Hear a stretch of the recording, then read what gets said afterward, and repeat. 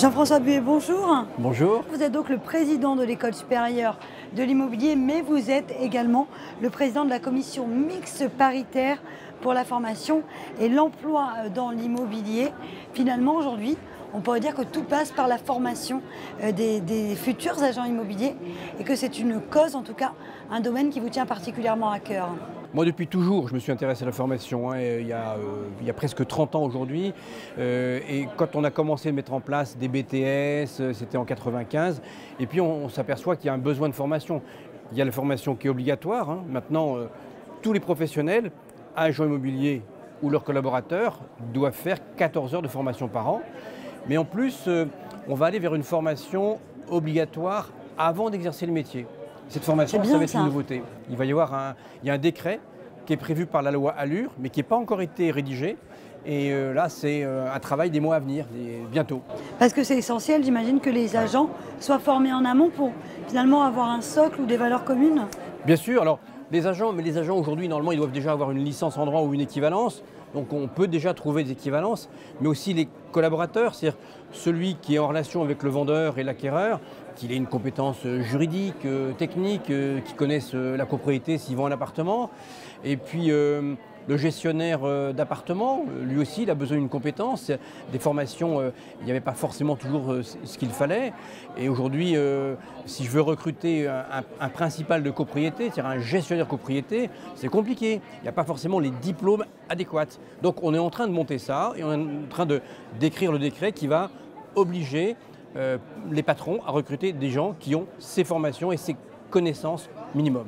Qu'est-ce que vous diriez à un jeune de 20-25 ans qui souhaite devenir agent immobilier?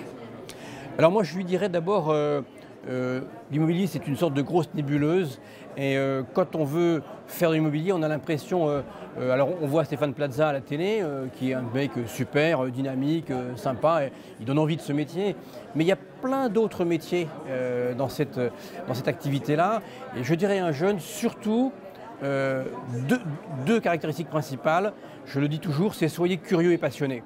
Parce que aujourd'hui, ce n'est pas uniquement vendre des maisons, des appartements, ce n'est pas uniquement essayer de loger ses concitoyens, c'est trouver des solutions fiscales, des solutions financières, rechercher du foncier, avoir des informations, ça peut être aussi de la location saisonnière, ça peut être de l'investissement locatif, c'est sans fin.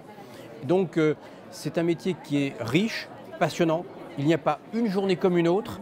Et pour quelqu'un qui est curieux et qui ne veut pas être resté toute sa vie derrière un bureau, eh bien c'est une voie royale.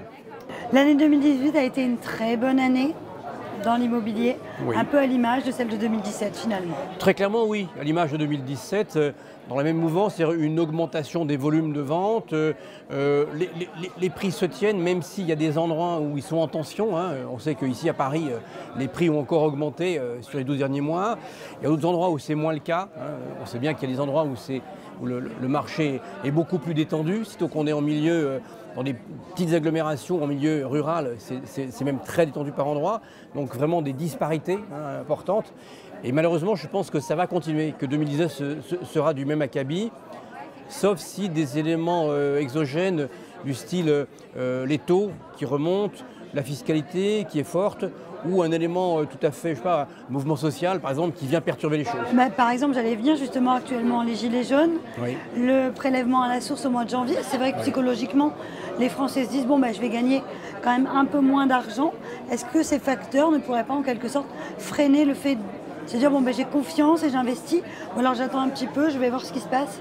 Si, tout à fait. D'ailleurs, il faut être méfiant parce que vous savez, souvent les chiffres de la construction sont les prémices de la transaction.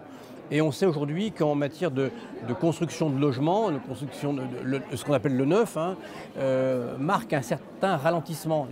Le 3e et le 4e trimestre de l'année auront été moins bons que les 2 premiers. Et il se pourrait bien, comme on l'a déjà vu dans le passé, que ça soit les prémices de ce qui va se passer dans la transaction demain ou après-demain.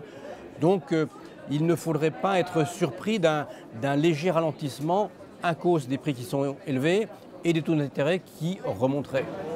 Merci beaucoup Jean-François, excellente journée à vous. Au revoir.